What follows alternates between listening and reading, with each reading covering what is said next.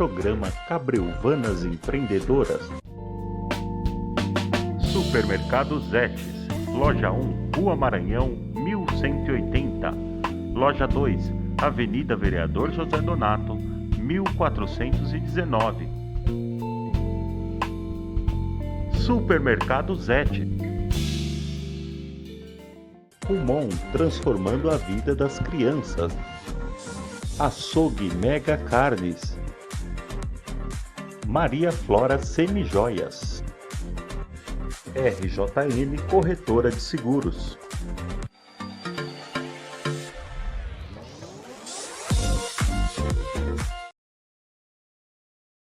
Bom dia para você que está nos assistindo ao vivo, para você que vai assistir esse programa gravado. Compartilhe esse conteúdo depois com os seus amigos. Se inscreva no canal da TV Cabreúva, tanto no YouTube como no Facebook, e acompanhe toda a programação da TV Cabreúva.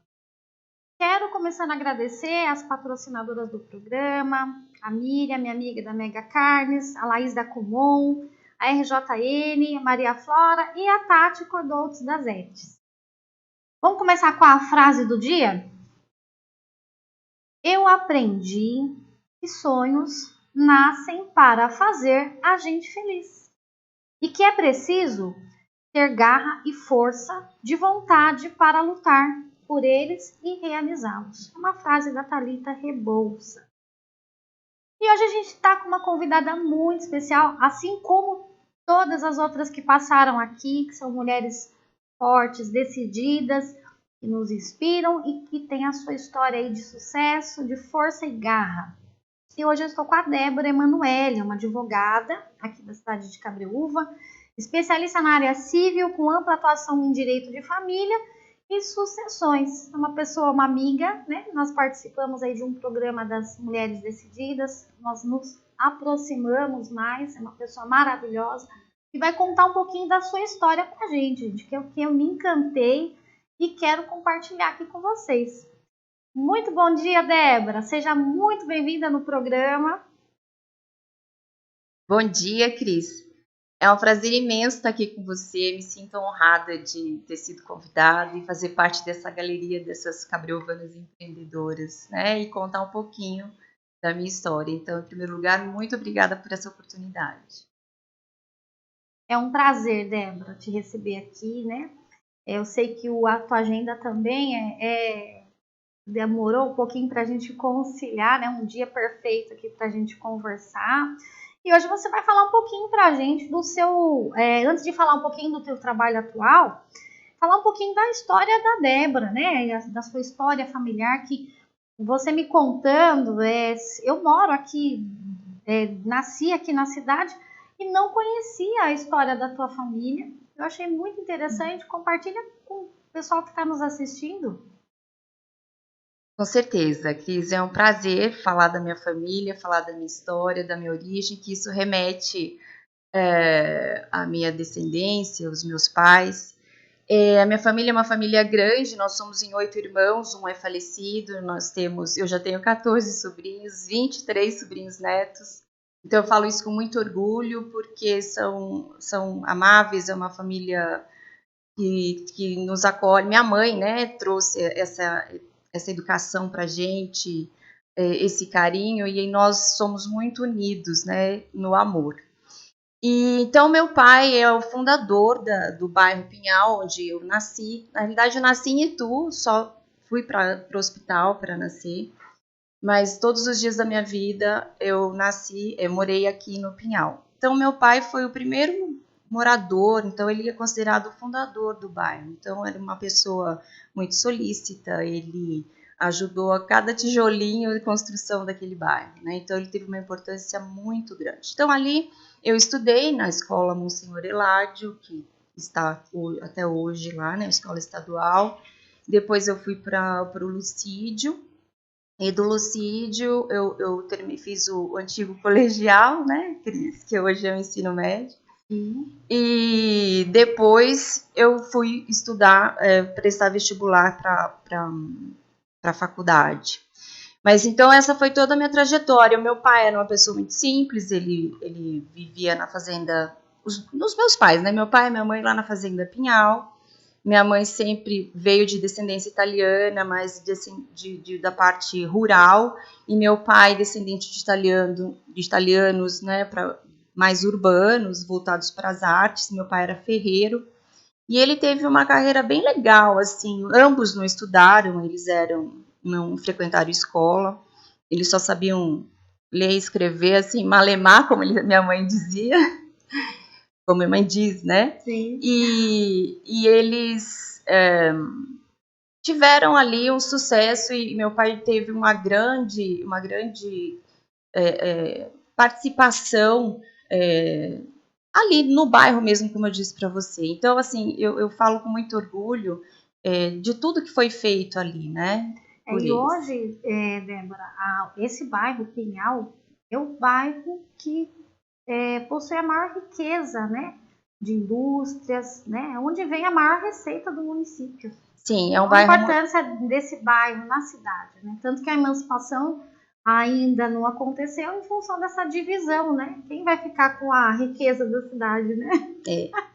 Então, assim, só para concluir a questão do meu pai, assim, ele era um homem muito fuçado, digo assim. Ele foi ferreiro, ele era mecânico, ele montava rádio, ele passava filme nas festas da fazenda. Meu pai, depois ele foi convidado pelo próprio dono da Fazenda Pinhal para fazer o loteamento, né, das chácaras do Pinhal. Então, meu pai se tornou corretor de imóveis, e aí ele fez a venda dessas chácaras do Pinhal. Ele tinha tanta amizade com as pessoas que trabalhavam como os mais humildes, que trabalhavam como os caseiros, como por exemplo, e os donos dessas chácaras. Então, meu pai era um grande intermediador aí entre os mais avantajados e os mais humildes, né? E isso, para mim, foi uma escola, né? Daí ele montou a oficina mecânica. Montaram ali no Pinhal o primeiro posto de gasolina às margens da rodovia, que hoje já não existe mais, hoje lá é o depósito de Santa Catarina. Então trouxe, assim, teve uma carreira muito bonita, e eu cresci dentro da oficina mecânica junto com ele, né? Falei que eu não fui mecânica porque ele não deixou. Mas é um motivo de muito orgulho, né? Geralmente as histórias, né, das cidades são de nossos avós, bisavós, e a tua história é muito recente, né? A história do teu pai, né? Você consegue, né, ver hoje o resultado do trabalho dele. Você participou de certa forma junto com ele, né? Cresceu e viu toda a ação para ele transformar um bairro, né? Tão importante aqui na nossa cidade. E fala para mim do seu trabalho, né? Da tua profissão, que agora já está completando 25 anos de profissão. Acho que é um motivo de orgulho, né, para tua família. Foi um sonho, uma oportunidade? Você teve alguém que te inspirou, né, a ser advogada? Olha, Cris, eu nunca pensei em ser advogada, não. Eu tinha como inspiração o meu pai, né? Já fica muito evidente isso. A maneira dele agir. Eu pensava assim, se meu pai, que é uma pessoa simples, que nunca estudou, que ele nunca, né, teve um diploma, ele tem tanto envolvimento com as pessoas, ele teve sucesso, ele deu uma vida, porque eu tive uma infância muito boa, ele proporcionou uma vida pra gente muito legal. Quando eu falo dele, minha mãe sempre junto, né? Então, para mim, ele foi a minha grande inspiração. Então, eu pensava, se meu pai, que não estudou, né, conseguiu ter sucesso na vida, quem dirá eu, né? Eu quero estudar. Então, a minha meta era estudar e ser alguém. Eu não tinha um ponto X. Aí, quando foi chegando na fase já da gente optar e de fazer as escolhas, né, vencido vários preconceitos dentro de casa mesmo, porque eu fui criada para casar, né, dentro dos moldes. Eu comecei meu enxoval com 9 anos de idade. Ganhava pano de prato, né? Isso, então eu fazia... Aniversário vinha um pano de prato junto. Isso, meu primeiro amigo secreto, na 5ª série, eu ganhei um par de flores.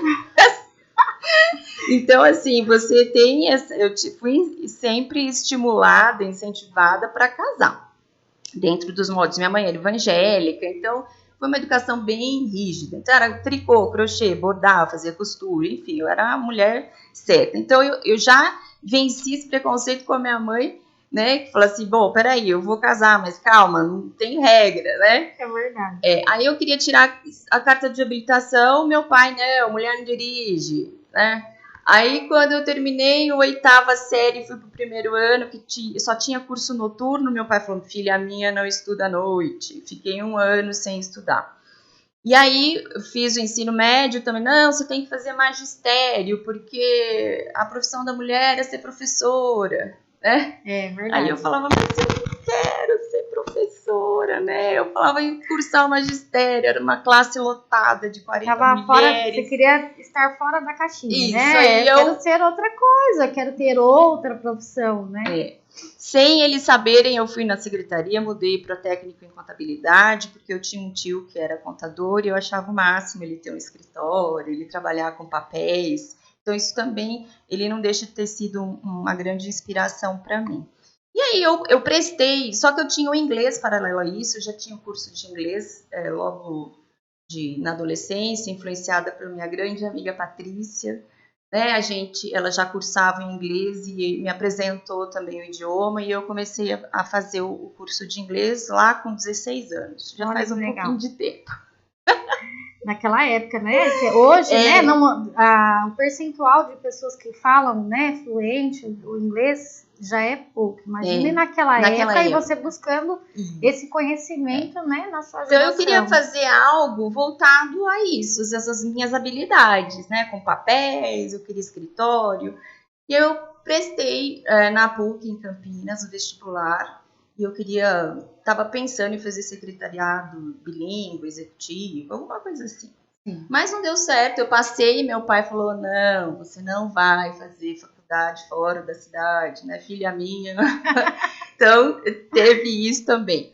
E aí eu fiquei mais 1 ano sem estudar, Cris. Então, eu fiquei 2 anos sem estudar. Tenho 2 anos de atraso na carreira curricular da escola, né? Escolar. E aí eu falei, bom, então eu tenho que me virar nos 30. Eu falei, meu pai não quer que eu faça faculdade nenhuma, então eu vou procurar algo por aqui. E aí eu comecei a pesquisar, fiz teste vocacional e eu tinha habilidade para as exatas, humanas. E eu falei, olha, eu vou fazer direito, porque eu vi que o direito dá um leque de opções para a gente atuar depois. Aí eu procuro algo que mais me adapte. E quando eu passei no vestibular em Itu, fiz pela FADITU, né? Em Itu, e ao mesmo tempo eu passei num concurso público para escrivã de polícia, com 18 anos. Um policial falou, quer prestar concurso? Eu falei, pra quê? Ele falou, escrivã, eu nem sabia o que era, né? E fiz a prova, passei em todas as fases e assumi e fiquei lá quase 2 anos. Aí eu cursando a faculdade. Só pegando um gancho, você falou sobre teste vocacional. Se todos os jovens fizessem esse teste vocacional antes de escolher uma faculdade, se perderiam menos tempo, né, estudando talvez em uma profissão que ele não vai exercer depois, né? Muito importante esse ponto aí que você falou sobre o teste vocacional. Acho que é bem mais inteligente, mais econômico, mais rápido, né? Você tem que saber realmente aquilo que você tem vocação para você se dedicar e ser um bom profissional. Uma faculdade hoje, uma média, né, de 4 a 5 anos, dependendo do curso que a pessoa escolhe. Imagine você estudar 4, 5 anos e descobrir que não era aquilo que você queria. Muito triste. E às vezes é gritante a vocação. Às vezes não tem nada a ver. A pessoa tem aptidão para exatas, ela está em humanas. Porque alguém falou, você vai fazer esse curso que vai dar certo para você. Não é. Quem tem que saber a vocação é a pessoa e não ser influenciada por outros, né? Sim, sem dúvida. Aí eu acabei, então, como eu disse, cursando a faculdade e logo mais para o 3º ano eu já procurei estágio. Consegui estágio com o Dr. Zé Hamilton, que eu tenho muita gratidão, muito amor, muito respeito. Ele já não está mais com a gente. Foi meu cliente também. Então, uma pessoa maravilhosa. Foi, né? Ele abriu o escritório. Ele foi o único advogado na época que abriu o escritório para mim e me ensinou, assim, muita coisa, né? Então, eu agradeço muito a ele. Eu passei no exame da OAB logo em seguida. E antes de concluir a faculdade, eu não me identifiquei como policial. Aí eu falei assim, não quero mais ser polícia. E a minha mãe quase me matou, porque, nossa, como que você vai deixar um cargo público, uma carreira pública sólida, né? Exatamente, garantida. Sólida. Isso. E eu falei, mãe, eu não quero. E a faculdade, né, Ira? Você vai ter que sair da faculdade, aquela coisa toda, estresse. E eu falei, não, eu tenho meu inglês, eu vou dar aula. Aí eu consegui. Buscou possibilidades, né? Aí eu dava aula em caráter substitutivo naquela época, nem sei se isso existe mais, né? A Alice Francischini, né? Grande Alice, um beijo pra ela, se ela me ouvir. Gosto muito dela, minha cliente também, quando eu trabalhava no banco. Muita oportunidade ela deu, assim, e me dava todas as aulas, até que um dia ela me deu aula de educação física, eu falei, menos, né? Educação física não.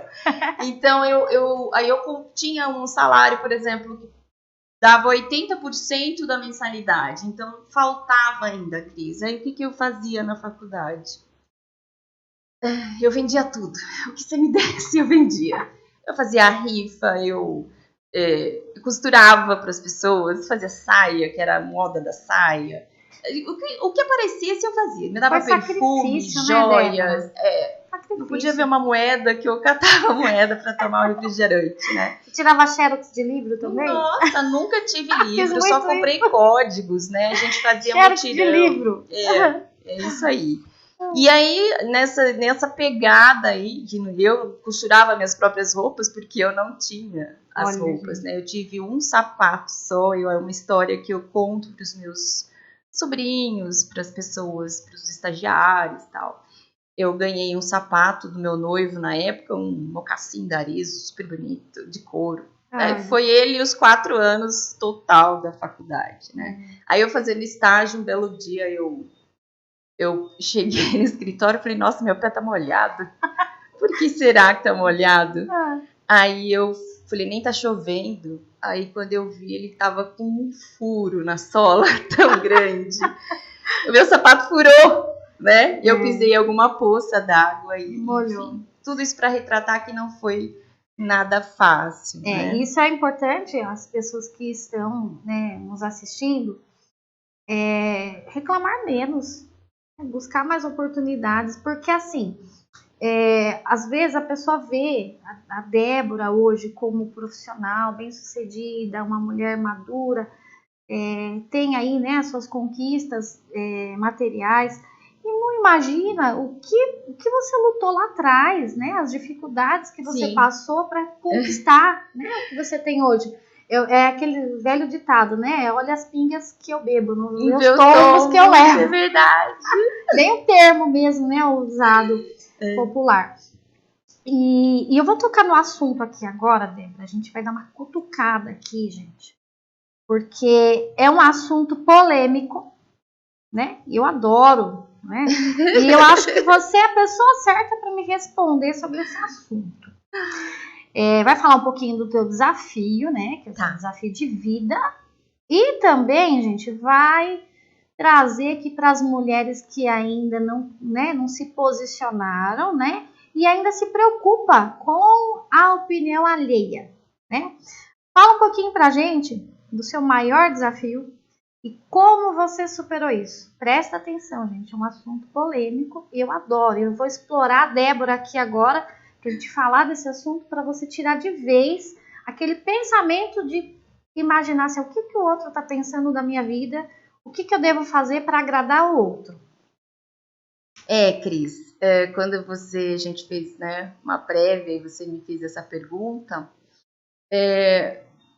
só para concluir lá da minha profissão, eu passei na OAB e aí eu acabei me apaixonando pela advocacia, porque eu não queria ser advogada mesmo, eu fiz os 4 anos, falei, não vou ser advogada não.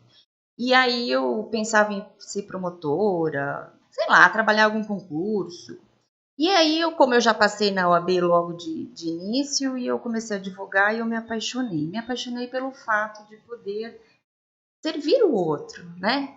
De resolver problemas dos outros, né? Porque eu sempre tive esse perfil de querer fazer pelo coletivo, Né? Não adianta só a minha vida tá boa, mas do outro tem que estar bem. Então, você vê o seu cliente satisfeito, Sim. você vê seu cliente feliz, né, com alguma demanda, quando a gente consegue isso, é muito gratificante. Né? Então, quando você me pergunta dos desafios, eu vivia, assim, não muito preocupada com os desafios, até porque eu gosto muito dos desafios. Eu gosto que me cutuquem, eu gosto que duvidem, né? Que me provoquem. Então, é da minha natureza isso. Então, todos eles, para mim, eu acho que eu passei com maestria, com louvor, né? Porque Deus me capacitou dessa forma, Deus me colocou nos lugares certos, com as pessoas certas, até eu aprender definitivamente. Mas assim, hoje, olhando para trás, para falar para você o que foi mais difícil, o que mais judiou, foi o machismo. Né? A gente enfrenta um machismo velado, talvez, na sociedade, né? Um machismo ele está já enraizado na nossa, no nosso ser, né? Sim. Eu acabei de falar, meu pai era machista, minha mãe machista, então você tinha esses comportamentos de padrões, de você tem que ser assim, você tem que ser assado, você não pode isso, não pode aquilo, esse é o modelo de vida, né? E na profissão não foi diferente, viu, Cris? Então, assim, para mim, infelizmente, uma tragédia, né? Podemos dizer assim, marcou a minha vida, que eu acabei não me casando, porque o meu noivo faleceu logo que eu tirei a carteira da OAB. Então, eu segui aí que mais que eu me dediquei ao meu trabalho, mais e mais e mais, né? Eu trabalhava muito mesmo. Naquela época, tinha pouquíssimos advogados. Então, eu acabei me sobressaindo, mas toda vez eu tinha eu era barrada, porque normalmente os núcleos da sociedade são praticamente, na maioria, masculinos, né? Sim. Hoje a gente vê muita mulher, eu vibro quando eu vejo Cabreúva. O seu programa, né, homenageando as Cabreúvanas, eu fico fascinada por saber que as mulheres de Cabreúva, que nasceram muitas Déboras, né, que vieram muitas Déboras pós mim. Então isso eu fico feliz por ter sido pioneira também, né, nesse caminho de desbravar, mas não foi fácil. Então você enfrenta o machismo do próprio homem, né, de grupos profissionais, empresariais, na própria classe, né, que a gente trabalha. Sim. Você é mulher, independente, Da vida bonita, pessoal também, bem arrumada, né? Então você não, mas não tem namorado, mas por quê? Algum problema ela tem, né? Então isso acaba uma cobrança o tempo todo, uma né? cobrança. Do que a gente tem que ser. E acaba refletindo, confundindo na sua capacidade profissional. Né? Então, eu sempre queria que me olhassem, não como o meu estereótipo, a minha figura, mas sim o que eu tinha para oferecer de importância. Então, a minha luta constante foi essa, né? Você acaba perdendo clientes, né? Ou clientes deixam de te contratar. Perder cliente, não. Você deixa de te contratar porque você é mulher, né? E o pior machismo não é do homem, eu acho pior a mulher machista, né? A sua companheira, a sua amiga que podia estar ali pegando a sua mão e torcendo por você, ela quer mais é que você também não vá pra frente, que você não dê certo. Das próprias então, isso mulheres, é muito triste, né? Você ter isso. Mas, assim, isso fazendo uma retrospectiva do que passou, Cris, mas eu enfrentei isso muito bem. E o meu recado para todas as mulheres é esse, que você tem o seu lugar e fazer o quê, né? A gente tem que enfrentar. E porque tirar o foco, você tem uma visão micro, né? Só naquele problema, e você tem uma visão macro. Você entender o quê? Que tem outras coisas maravilhosas que a vida traz, clientes bons, fiéis, né? Uma família que te dá apoio, amigos que te dão apoio, pessoas que são gratas, que gostam de você, enfim. Eu creio que esse foi o meu maior desafio. Só pegando um gancho do que a gente conversou, né, antes do programa, a exigência também das pessoas querer cobrar, né, um casamento, um relacionamento da mulher. Né? Deus nos deu o livre-arbítrio. Né? Quem é o ser humano para intervir no livre-arbítrio do outro? Né? Deus nos deu a liberdade. Então, nós podemos escolher, nós mulheres podemos escolher ficar sozinhas, sim. Tá? Mesmo a pessoa que é solteira, a mulher que é separada, ela tem o direito de ficar sozinha. Fica bem, né? E qual o problema? Nenhum. Né? Nenhum. Só que como que a gente lida com isso, né? É você ter aquela segurança de que aquilo para você tá bom. Não importa o que as pessoas pensam, o que elas exigem que você faça. Né? Exatamente, Cris. Né? Eu acho que, primeiro de tudo, você tem que se sentir protegida por Deus, né? Sim. Porque Deus... eu até brinco, às vezes falo que Deus é mulher. Vai chegar um dia lá assim, nossa, Deus era mulher e não falou nada pra ninguém, teve uma pegadinha pra todo mundo, né? Eu adoro o filme A Cabana, né? Porque o personagem de Deus é uma mulher, né? Então, né? Eu começo a idealizar mesmo, né? Então, eu penso que primeiro você tem que ter essa proteção. Sim. E eu acho que a partir do momento que você sente esse amor de Deus em você, você acaba se amando. E só assim, você sentindo esse amor e se amando, e você pode amar o próximo. Sim. E quando isso acontece, essa magia acontece, naturalmente você passa por todo e qualquer desafio. Aí você entende o seu lugar, tem, né? O seu valor. Você não tem que provar nada pra ninguém, porque tem uma fase da vida da gente que a gente acha que a gente tem que provar, né? Principalmente a fase balzaquiana. A mulher nos 30 anos, ela tá fervendo ali, né? Ela tá começando a colher os seus frutos, ela começando, né? Então ela quer mostrar, quer fazer. Então eu tive essa minha fase mesmo, né? Aí você já passa um pouquinho dos 40, né? Você fica mais madura, aí né? Você mais vai segura. amadurecendo, você vai vendo que tem coisas que são efêmeras e que não vale a pena, né? Débora, nosso programa está correndo, é tanto assunto para a gente conversar. Eu quero que você fale um pouquinho só para a gente. Você teve um grande envolvimento, né? Um grande envolvimento na política. E uma das ações importantes que você atuou foi o projeto Comarca. Fala um pouquinho disso para a gente. Olha, Cris, que legal tocar nesse assunto. Eu tive realmente uma carreira pujante aí na política. Foi brilhante para mim, uma experiência ímpar. E, como eu disse, eu me apaixonei na advocacia porque eu pude me envolver em vários projetos, né, na sociedade. Eu estava envolvida em vários grupos de entidade, de classe, conselhos, instituições. O Rotary International foi uma organização, uma instituição que me trouxe muitos frutos, muita coisa boa. Então, isso fez de mim, assim, ter um networking fantástico. É o que eu acho que eu herdei do meu pai. Eu fiz exatamente o que meu pai fazia, né? Ter bom relacionamento com todo mundo. Então, não é só cabriúva, né?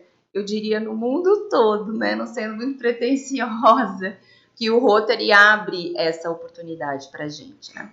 Então, eu sempre fui muito relacionada e, voltando para a classe dos advogados, na época, Cabriúva pertencia à comarca de Itu, né? Então, desde que eu comecei a advogar, eu tinha que ir para Itu nas audiências, tinha que ir para Itu na OAB, a gente tinha todos os advogados daqui, os poucos que tinham na época, que hoje tem bastante. Sim. A gente dependia tudo de ir para Itu. E aí eu era advogada briguenta. Tava sempre no meio lá.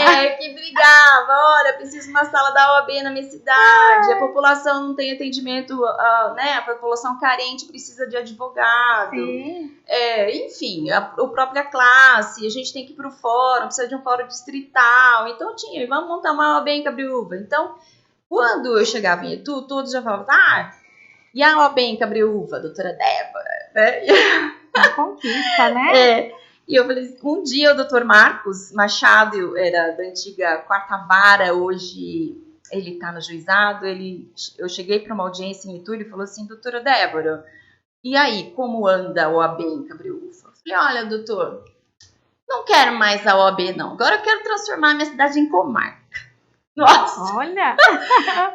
Aí ele olhou pra minha cara e falou, que menina ousada, né? Isso! Ele falou assim, nossa, doutor, eu falei, o senhor vai me ensinar o caminho das pedras, como que eu tenho que fazer, né? Sim. Ele disse, olha, eu não sei o caminho, mas eu posso te apresentar uma pessoa que sabe. A senhora vai no evento tal, dia tal? Eu falei, irei sim, porque eu estava sempre nos eventos também, né? Ele falou, vou te apresentar o desembargador, e naquele dia eu conheci o Dr. Roque Mesquita, uma pessoa que também tenho muita gratidão, um desembargador, um juiz fantástico, uma humanidade, assim, incrível. E ele falou, olha, nós temos um projeto na Câmara dos Deputados e é para elevar 2 cidades da comarca. Se a gente fizer, se você fizer, doutora, né, um trabalho político, a gente pode conseguir uma emenda. Olha, Uma emenda nesse projeto. E eu falei, é pra já ir comigo mesmo, né? o que Nossa, eu tenho que fazer, né? eu já saí de Quando lá. eu começo.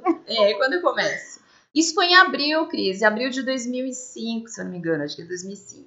Tá. Quando foi em julho de 2005, Cabreúva já era comarca. Olha, foi muito rápido, né? Foi, então, assim, Deus, eu falo E que o Deus ganho me que a iluminou população tanto, teve, que eu fui né? a pessoa certa, no lugar certo, com a outra pessoa certa, né? Então, eu fui realmente a grande articuladora para que tudo isso acontecesse. Lógico, teve todo o envolvimento, todo político, né? Sim. Da própria Mas a judiciária. ideia, né, o início, né, a procura por ajudar a população hoje ter um fórum, né, ter a OAB aqui na cidade, é aí importante já as pessoas trouxe saberem, os né? benefícios, foram muitos, né? A independência, né? Só a palavra independência já nos dá uau, né?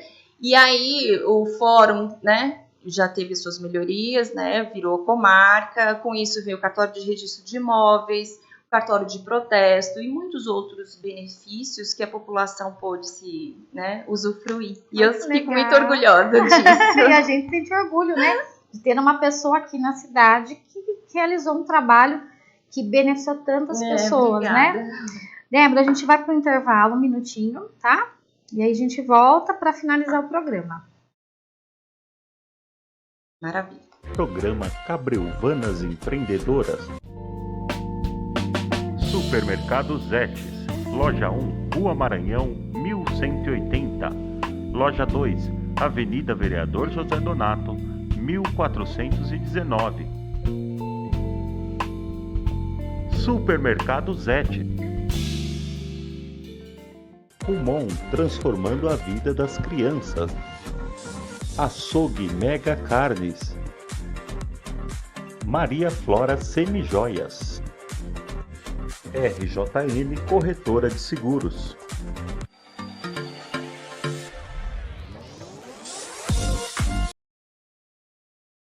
Voltamos. Yes. Débora, fala para mim, qual que é a área que você atua hoje, né? Que você trabalha, porque a área jurídica, né? O direito, ele abrange, tem muitas áreas que você pode atuar, mas é o que você falou, eu me especializei em alguma, né? Onde eu me dedico e sou bem sucedida. Sim, eu fiz 2 especializações, 2 pós-graduações em Direito Tributário e Civil Processo Civil. Mas pelo meu perfil, né? Que é a família e o perfil da cidade, eu acabei, a minha grande área de atuação é a família e sucessões. Então, eu gosto muito de lidar com essa área, né? Eu gosto de resolver um barraquinho, um problema de família, né? Eu gosto, adoro. Você gosta no meio da bagunça. Adoro, né? E consertar a bagunça. A gente não gosta do problema, a gente gosta de solucionar, né? Então, eu fico muito feliz com a solução dos problemas familiares, porque eu acho que a base, né, para você ter soluções em outras áreas da sua vida, né? Então, se um casamento, por exemplo, não tá bom, né? Nada vai ficar, eu acho. Aí você tá lá para ajudar a consertar. Fala para mim também, como que você tem lidado com os impactos da pandemia, né? Principalmente a parte psicológica, porque cada um hoje está procurando algum meio, né, de não enlouquecer. Sim. Porque são as privações, tudo que a gente não pode fazer. Então, Cris, eu acho que esse assunto da pandemia, né, todo mundo já passamos mais de um ano, né, então a gente já tá bem até cansativo, às vezes, eu acho, falar disso, né, mas como você me fez a pergunta, como eu lidei com isso. Isso. Eu já venho num processo de amadurecimento meu encontro com Deus, né? Eu sempre fui uma pessoa fisgada, um peixe fisgado, eu posso dizer. Um peixe fisgado que percorreu todo o oceano e até eu cheguei ao meu pescador, que é Deus, né? Então hoje eu venho, como eu disse, uns 5 anos para cá, eu me comprometi a fazer um estudo bíblico, de ler a Bíblia. Eu conhecia tudo sobre a Bíblia, mas assim, fazer um estudo metódico. Eu falei, poxa, eu já li tantos livros na vida, eu já estudei tanto, e uma vergonha eu não ter lido a Bíblia, que é o livro sagrado, né? Então eu já venho nisso. E aí, quando aconteceu a pandemia, não vou mentir para você, nas 2 primeiras semanas eu fiquei bem boladona, fiquei bem assustada, fiquei com medo, fiquei um pouco insegura, mas aí já procurei o meu norte e eu me predispus a passar o que eu tinha aprendido, o meu estudo bíblico. Aí eu falei assim, bom, então eu vou falar da Bíblia, da palavra de Deus, né, para as pessoas que nesse momento tão angustiante, que eu acho que vai ser reconfortante, para mim, vai ser para as pessoas. E aí eu coloquei um anúnciozinho no WhatsApp e aí eu tive 1 interessado, 2 interessados, 3 interessados. Aí eu fiz o primeiro grupo de estudo bíblico e eu nem sabia como eu faria isso, que didática eu usaria, né? Sim. Mas eu pedi capacitação dele e ele me ajudou muito. E aí eu tive mais um grupo, depois mais um grupo, mais um grupo. Olha que legal. E se eu falar para você assim que eu nem vi a pandemia passar, né?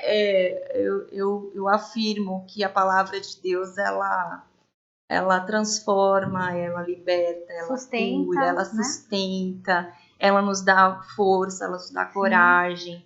Aí, se você me permitir, até quero já convidar todos, né, que estão me ouvindo, se tiver interesse de ouvir a palavra de Deus. Olha que legal. By Débora, né? Porque eu tenho eu falo sem bandeira de religião, sem nada. Como eu disse, minha mãe era evangélica, minha mãe hoje tem 89 anos, uma fofa, um beijo, mãe, que eu te amo de paixão. Ela me deu toda a formação espiritual, né, evangélica, que eu agradeço muito, sou muito grata por isso. Meu avô foi o primeiro que trouxe a Congregação do Cristão do Brasil aqui na cidade. Minha mãe viva é a mais antiga. Então, olha. assim, então eu tenho relíquias na minha família, né? Eu falo que a minha família é maravilhosa.